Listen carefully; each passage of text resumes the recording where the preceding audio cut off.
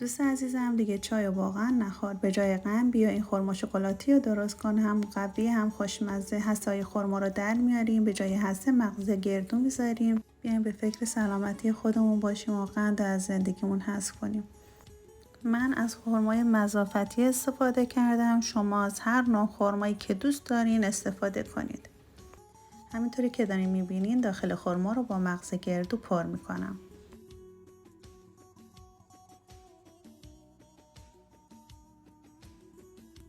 حالا نوبت آب کردن شکلات ها. این شکلات سفید رو گذاشتم برای تزیین. شکلات قهوه‌ای رو آب میکنم و خرماها رو داخلش میغلطونم.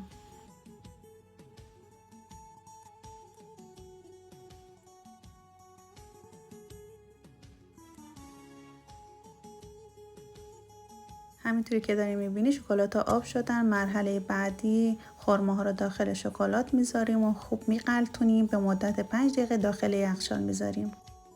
من برای تزیینش از شکلات سفید استفاده کردم. شما میتونید از پودر پسته هم استفاده کنید. دوست عزیزم ممنونم که تا اینجا همراه هم بودی. خوشحال میشم مهمان پیجم باشی.